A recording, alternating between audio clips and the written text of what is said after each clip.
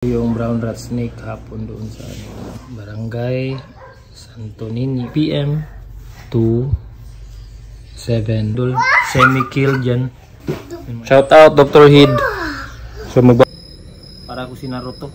So gusto ko lang din i-take advantage yung moment na to kasi maraming nagsasabi sa akin din pala na yung brown rat snake natin, yung red-tailed Mindanao red-tailed brown rat snake natin is hindi daw ito yung udto-udto. Hindi daw ito gawa-gawa lang daw. Hindi yan totoo mga idol. Ito talaga yung udto-udto natin sa Mindanao. Kung saan sa pupunta yan, ang galing niya umakyat mga idol. Yan. Yan, ganda. Galing niya. Ang bilis niya mga idol.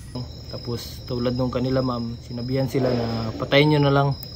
Very reckless na advice.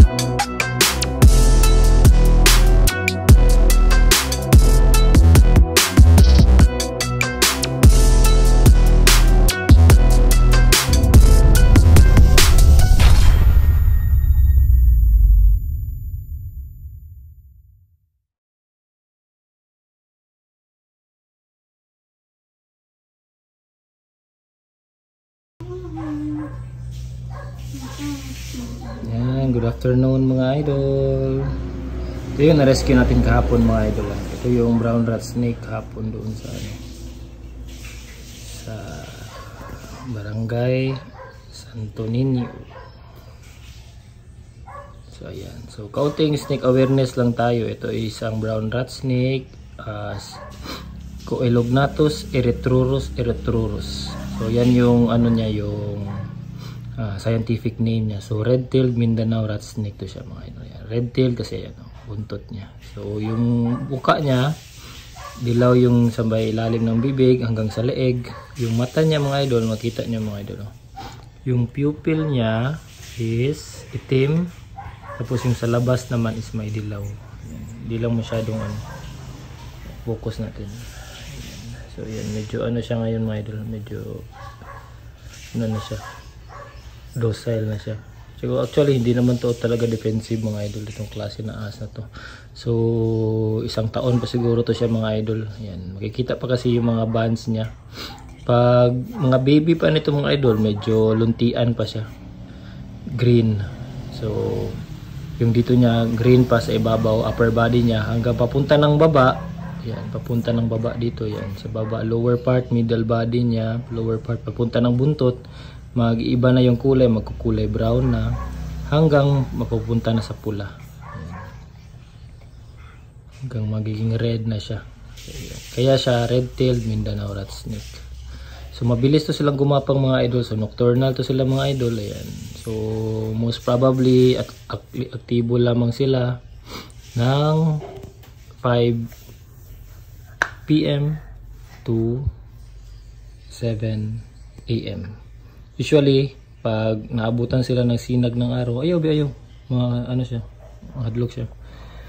Takot siya. So, most probably, pag nasisinaga na sila ng araw, doon na sila paggarahe na.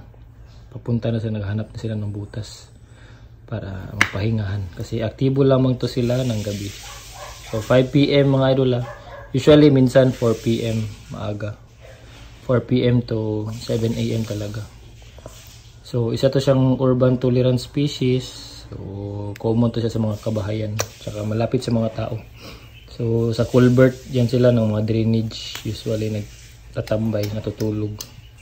So, sa mga semento, mga cemented na mga paths or yung mga daanan, ilalim ng mga daanan na doon sila nangingitlog, yung malaki nito. So humahaba sila ng mga 3 meters mga idol. So mahaba to sila. So isa to sila sa pinakamahaba na na ahas na mga rat snake. So rat snake mga idol kasi rodents yung pagkain niya. So doon lagyan ng pangalan. So ayan mga idol, sana may natutunan kayo. So partner natin to sila sa pag pest control. So biological pest controller natin to sila. So isa to silang matakaw sa daga. Kaya makikita nyo mga idol, yung skills niya pala mga idol, i-zoom natin. Killed yan mga idol, semi-killed yan. Yan mga idol. Ayan. Ayan. So, hindi masyadong napopokus. So makikita nyo yung killed, ibig sabihin ng killed is may ridge sa gitna ng scales. Ayun, makita nyo yung mga idol ko. I-focus natin mga idol. Picturean ko na lang, isama ko dito sa ano, sa post. Yung ridge niya mga idol is hindi kaano. So semi-keeled lang to siya. May linya sa gitna ng scales para ano, para sa pag ano yan, purpose niyan mga pagdaloy ng mga tubig. Pagdaloy ng tubig sa kanilang katawan papunta sa kanilang mga bibig, ganyan, minsan ganoon ginagawa nila. So flow, tsaka ano din, locomotion mga idol, para mabilis silang gumapang. Tsaka yung parang sa gulong lang yan mga idol, yung mga spike, mas mabilis sila. Yung mga usually talaga mga keeled mga idol, yung mga keeled scales mga idol, yung may mga ridge, yan yun. Yung mga ano sa gitna, may linya, makita nyo mga idol, hindi masyadong visible pero may linya, may line sa gitna ng scales. Yung kita yung diamond. Ayan. Focus natin mga idol. Mas maganda to. Ayan. So, medyo ano siya, may linya. So, yan yung ridge niya. So, purpose niyan is for locomotion. Mabilis silang gumapang. Parang sa spike ng gulong ng ano, ng sasakyan, may spike. So, mas may hataw sila. May puwersa sila kapag ano, gumapang sa mga terrain, sa mga lupa, mga sanga, mga puno. Yan. So umakyat din sila ng puno mga idol. Hindi sila exclusive sa lupa lang. Magaling din silang umakyat. Dito sa amin madaming ano dito. Madaming mga lansunis. Dito sila umaakyat. So yan mga idol, salamat. So abangan niyo yung release natin nito sa kanya. Brown rat snake mga idol, wag nyo pong saktan, wag nyo pasakit, wag nyo patayin kasi alam nyo naman may purpose din sila. So may purpose yung lahat ng bagay mga idol, lalo na yung wildlife natin. Yung ano natin, yung mga buhay ilang, lahat ng kahit mga mga bulaklak, mga damo, mayroong purpose yan mga idol. Biodiversity ang tawag diyan. So maraming salamat mga idol. Shout out Dr. Heed. So magbabalik ang Dr. Heed siguro mga ilang buwan. This year siguro target nila. Ganda. So suportahan natin yan sila mga idol. Dr. Heed. Bye-bye na baby. Bye-bye. So yan mga idol. Magandang gabi. Ngayon natin i-release yung kanina yung na-rescue natin na ano, na brown rat snake. So excited na siya mga idol, gusto na niyang lumabas. So red-tailed brown rat snake. So dito lang natin siya i-release. Kaya makita nyo mga idol, naka-headlamp ako. Para ako si Naruto. So maganda yung headlamp ko mga idol, bago to. Iniwasan ko yung ano, yung buntot niya kaya baka ano. So yan, magpapaalam na tayo sa kanya. Yan. So gusto ko lang din i-take advantage yung ano mga idol, yung ano na to, yung moment na to, kasi maraming nagsasabi sa akin din pala na yung brown rat snake natin, yung red-tailed Mindanao red-tailed brown rat snake natin is hindi daw ito yung udto-udto. So gusto ko lang din sabihin sa mga idol natin dyan na yung mga Visayan term kasi mga idol, hindi yan siya akma sa lahat ng mga ahas. So meron ding mga udto-udto sa iba, coral snake yun sa kanila, yung mga Calliophyes yun yung iba, yung pula yung buntot yung coral snake. Pero yung sa iba meron ding masasabi din na brown rat snake yung udto-udto sa kanila. So depende yan kasi sa region mga idol, depende sa lugar. So most probably yung sa Cebu, sa Visayas, sa Cebu, sa Western Visayas, yung ano kasi nila doon mga idol, yung pula yung buntot na present sa kanila is yung coral snake, yung Hemibungarus na species. So sa kanila, coral snake yung sa kanila, kasi iba din ang brown rat snake kasi sa kanila mga idol. Yung brown rat snake kasi sa Cebu is gray-tailed. So gray-tailed brown rat snake. Yung dito sa atin mga idol, kaya hindi nila kaya sa atin nasasabi na common sa atin yung udto-udto is yung brown rat snake kasi ito yung common na nakikita, hindi yung hindi yung coral snake. Yung coral snake kasi mga idol, bihira lang yan siya makita, napaka rare niyan. So usually yung coral snake high elevation area yan sila. So kung common sense lang mga idol, maraming nasasabi na udto-udto ay pula ang buntot. So kung lahat tayo or lahat na most probably na nagsasabi na yung udto-udto is pula yung buntot, most probably nakikita nila sa umaga. So usually kasi mga idol, itong brown rat snake, nakikita to siya sa minsan kasi umaga. So nocturnal to siya, pero yung sabi ko nga na yung oras ng kanilang pagiging active is most probably nasa mga 5 PM ng hapon hanggang alas 7 ng umaga. So meron din tayong report minsan alas 8 ng gabi, umaga, alas 8 ng umaga. So nakikita pa to sila kasi yung mga within 6 AM to 7 AM to 8 AM, parang pauwi na kasi yan sila. So nagagarahin yan sila. So sa atin mga idol, kung dito sa Mindanao, talagang yung sinasabi na udto-udto is yung yung red-tailed Mindanao rat snake. Kasi pag umaga kasi nakikita to nila na usually kung nagsasabi nito is yung mga matatanda. So nakikita nila to habang naglilinis sila sa umaga. So kapag naglilinis sila sa umaga, usually mga matatanda, yung mga lolo at lola natin, nagwawalis na yan sila ng alas 5 pa ng umaga. So ito yung most probably nakikita talaga nila. Kasi kung coral snake yung mga idol, yung coral snake kasi bihira lang yan siya makikita kasi nasa ilalim ng lupa yan. Tsaka usually sa mga sa mga leaf litter, yung mga sa deeply moisturized na mga parte ng gubat natin. So snake eater yung coral snake, so bihira lang talaga yung makita. So ito talaga yung common mga idol, lalo na sa mga tambak. Kapag naglilinis sa umaga, naglilinis sila sa mga mga bakuran. So usually natatagpuan to sila sa may mga basura, yung mga damuhan, yung mga damo na patay na damo, yung mga may nyog na yung mga patay na palwa ng nyog, yung yung dahon ng nyog, yung sanga ng nyog. So yun sila common talaga na nakikita. So ito yung totoong udto-udto dito sa Mindanao. Sa Mindanao mga idol So nagsasabi kasi, maraming nagsasabi na hindi daw ito gawa-gawa lang daw. So hindi yan totoo mga idol. Kung sa Mindanao ang basis natin, ito talaga yung udto-udto natin sa Mindanao.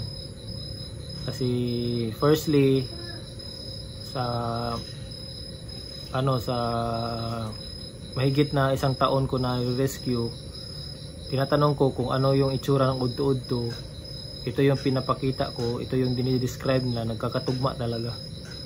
So red-tailed Mindanao rat snake. So may nagsasabi kasi na hindi daw ito. So hindi angkop yan sa kasi usually ang udto-udto Bisaya yan. So improper yan na na pangalan niya. So doon tayo mag-base talaga sa totoong pangalan nila kung venomous o hindi. So wag nating sabihin na udto-udto always venomous na kaagad yan siya. Tsaka kasi meron din sa Agusan, yung udto-udto nila is summer cobra. Agusan, Surigao, yung udto-udto nila is summer cobra kasi sa umaga sa tanghali nila nakikita. So yun yung mga idol, ito yung point kung bakit mahaba tong natin vlog na to. So yan mga idol so udto-udto is sa Mindanao is red-tailed brown rat snake. So hindi yung coral snake mga idol. So sana ay makorek natin to. So sa Mindanao red-tailed brown rat snake, hindi coral snake. Yung coral snake doon yun sa sa Cebu.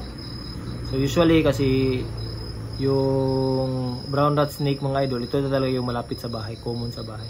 So ayan mga idol, hindi natin patagalin. So release na natin kaagad to. Yan, samahan nyo ako mga idol. So gamitin ko tong headlamp ko mga idol. Yan, ganda ng headlamp ko mga idol. Yan, napakalinaw. Yan, kita nyo mga idol, napakalinaw mga idol. Yan, so kitang kita yung mga idol. Yan, kitang kita yung rat snake. Yan, tingnan natin mga idol kung ano ang galawan niya. So, excited na siya mga idol. So itong headlamp na to mga idol, pwede natin itong magamit talaga yan, kita natin kung saan yung galaw niya. Mabilis mga idol. So dito siya. Tingnan natin kung saan siya pupunta. Yan, ang galing niyang umakyat mga idol. Yan o. Yun, tago siya dito sa likod. Yan. Ito siya, galing niyang umakyat mga idol. Yan, dito sa puno. Yan. Yan, ganda. Galing niya mga idol. So observe natin kung saan yung galaw niya. So saan yung ulo niya? Dito siya mga idol. Yan. Observe natin siya. Yan, tingnan natin kung saan yung galaw niya. So dito siya sa tambak. Yan, tago na siya sa ilalim ng tambak. So yan, kunin natin siya mga idol kasi hindi siya pwede dito. Dapat malayo na siya. Siya pwede dito sa tambak kasi yung sa ilalim mga idol. Hindi na nakikita mga idol. Ayan, buntot na lang.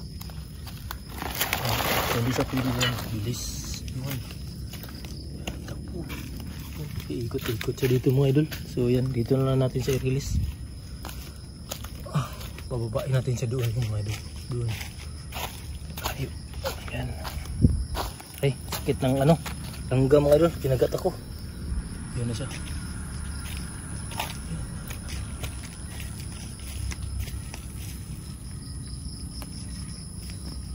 Ang bilis niya mga idol. Yun. Doon na siya. Yun, saan na siya. Yun. Yan, so hayaan na lang natin siya mga idol para makadiskarte siya. Yan siya. Hayaan na natin yan siya mga idol. Yan. Palis ka na. Bye. Yan siya mga idol. Kita nyo pa ba? Yan. So, hayaan lang natin siya mga idol. Yan. So balik tayo sa bahay. Yan. So gabi na mga idol, mas makakadiskarte siya ng ng hanap ng kanyang lungga. Or pwede niyang pagtaguan. Or automatic na yan mga idol. Magka-hunting na yan siya ngayon kasi gabi na. So nocturnal yan sila. So yan. Balik tayo. Ayan.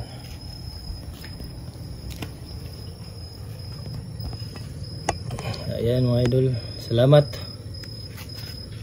So salamat. Bali na-release na natin yun siya. So salamat tayo kay kay ma'am doon sa taga Green Meadows, Barangay Santo Niño, Mintal. So shout out kay ma'am. Di ko nakuha yung name niya pero mabait sila ma'am. Binigyan nila tayo ng ng regalo, yung ano ba yun? Alfonso na hard na ram yata yan. So hindi ako umiinom mga idol. Bira lang kung Tsaka di talaga ako umiinom. Noon lang. So matagal na akong hindi umiinom kasi kailangan natin ng kailangan natin ng healthy lifestyle. So kailangan natin na na maging 100% na kondisyon lalo na kapag nag-rescue kasi marami tayong dapat tulungan. So maraming naghahanap ng tulong, nanghingi ng tulong sa atin. So maraming salamat again doon sa ma'am kanila Katalunan Pequeño nagpa-rescue yung sa Green Meadows. So shout out kay ma'am kasi sabi niya may na-contact daw siya doon na sinabi na patayin na lang daw yung ahas.